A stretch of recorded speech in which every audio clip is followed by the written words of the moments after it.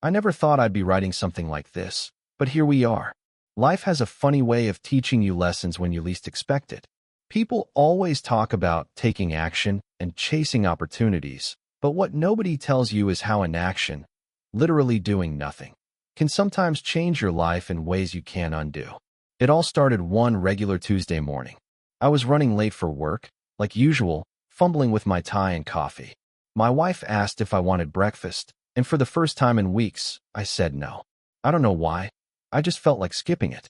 That small decision, that inaction, turned into a domino effect I could have never predicted. I left the house, walked down the street, and saw something strange. A man I'd never seen before was standing across from my building. He was staring right at me, almost like he was waiting for me. I thought about walking over and asking him what his deal was, but instead, I just kept walking. Didn't say a word, just ignored it. And that's when things started to unravel. As I walked past him, I felt his gaze burning into the back of my head. You know that prickly feeling, like someone's watching you too closely? Yeah, that. I glanced over my shoulder once, and our eyes met for maybe half a second. His face didn't move, no smile, no nod, nothing. Just this weird, cold stare. I wanted to say something. I really did. I wanted to ask, do I know you? Or can I help you with something? But instead, I shoved my hands in my pockets and kept walking. Inaction again. And then it got stranger. That whole day at work, I couldn't stop thinking about him. I even caught myself staring out the window, half expecting to see him on the street below. But the weirdest part? When I finally got home that evening, my wife looked uneasy. She said, "Some guy came by today, asked about you, said he knew you from a long time ago." I froze.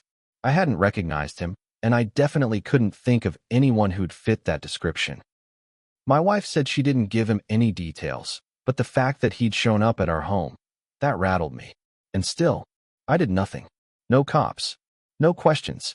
Just silence. Looking back now, that's where the cracks really began. That night, I barely slept. Every time I closed my eyes, I saw that stranger's face. My wife kept asking me what was wrong, and I kept brushing it off, saying I was just stressed from work. But deep down, I knew it wasn't just stress, it was fear. The next morning, I left a little earlier than usual. And there he was. Same spot. Same stare.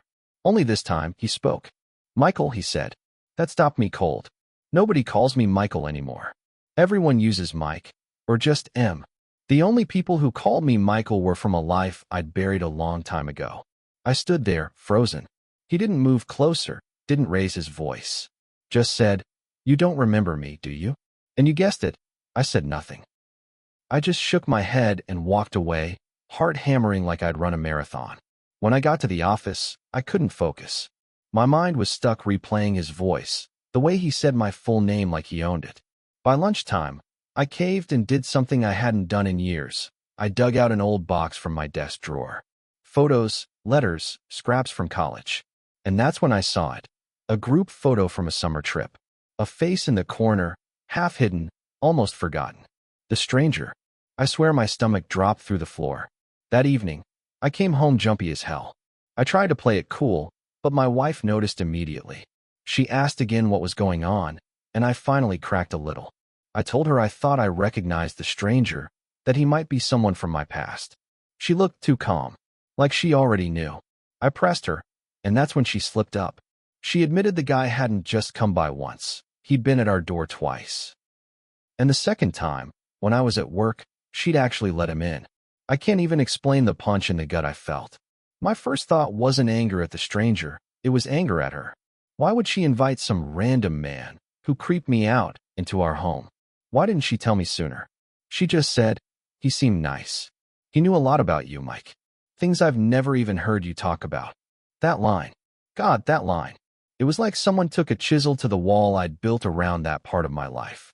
I didn't yell. I didn't throw anything. I just went quiet. And if you've ever been in a relationship, you know silence can be worse than rage. And yet again, I did nothing. No confrontation, no explanation. Just swallowed it down. But the damage was already done. 2 days later, I noticed my wife acting different. More distant. She'd always been affectionate.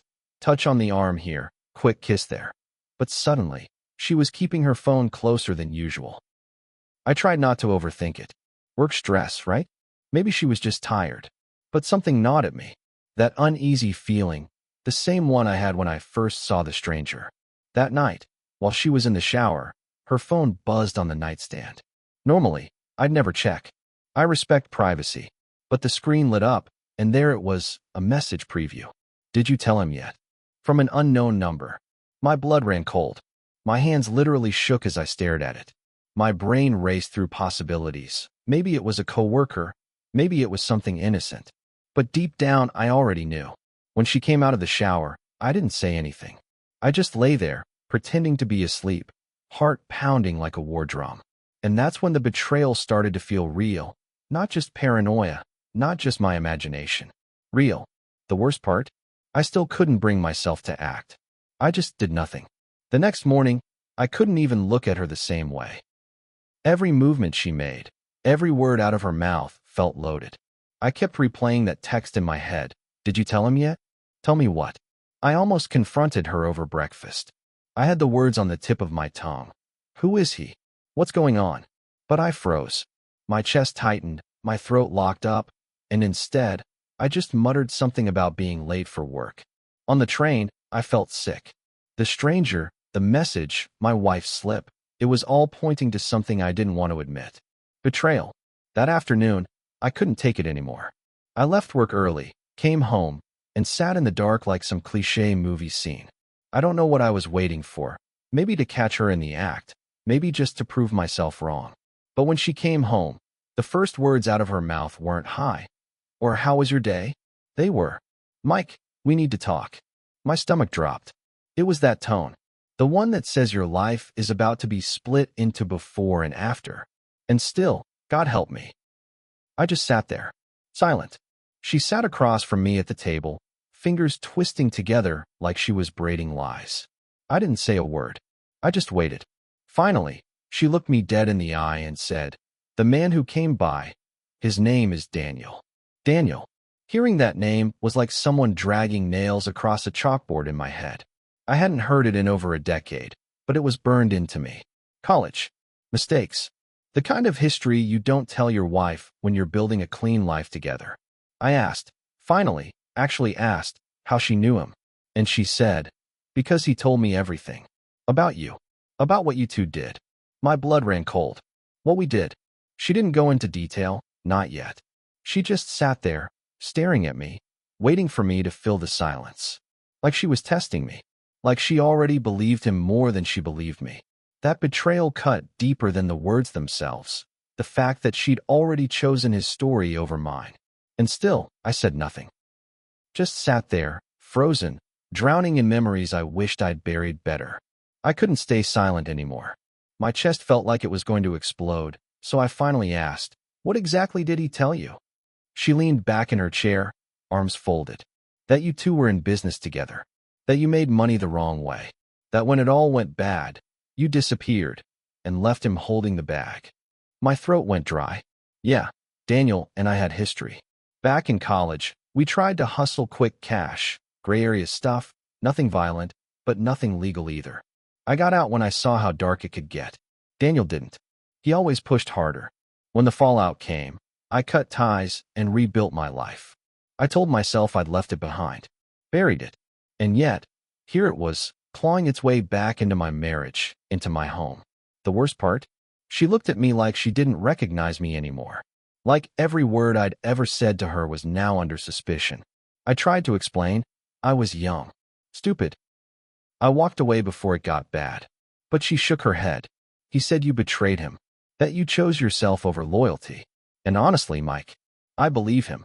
That broke me in ways I can't explain. Not because of Daniel's lies, but because my wife, the person who promised to trust me, had already chosen a stranger's version of me over my own. 2 nights later, it happened. A knock at the door, heavy and deliberate. My wife looked at me like she was expecting it. My stomach dropped. I already knew who it was. I opened the door, and there he stood. Daniel. Older, rougher, but those same cold eyes. He didn't wait for an invitation. He just stepped inside like he still had a right to my space. Long time, Michael, he said, dragging out my full name like it was a weapon. I wanted to throw him out. wanted to swing, scream, something. But I froze like always. My wife stood behind me, arms crossed, as if she were the audience to some play she already knew the ending of. Daniel walked around my living room like he owned it, like he was inspecting damage. Then he turned to me and said, "You owe me." My blood boiled. He spun the story for my wife, painting me as the villain, the guy who ran when things got tough, who left him to take the fall. And the more he talked, the more I saw her eyes shift, not in doubt, but in agreement. That was the deepest betrayal, not his lies, but her silence. She didn't defend me. She didn't even ask questions. She just listened and believed. I sat there, paralyzed, while Daniel ripped apart the life I'd built, all with words I didn't fight back against. Daniel leaned forward, elbows on his knees, and said it plain. "You can fix this, Michael. Money. That's all I want. You pay me what you owe, and I disappear." I laughed. Not because it was funny, because it was insane. "I don't owe you anything," I snapped, finally finding my voice. I walked away. That was my choice. You stayed. That's on you. The air in the room went heavy. My wife's eyes darted between us, but she didn't say a word. Not one.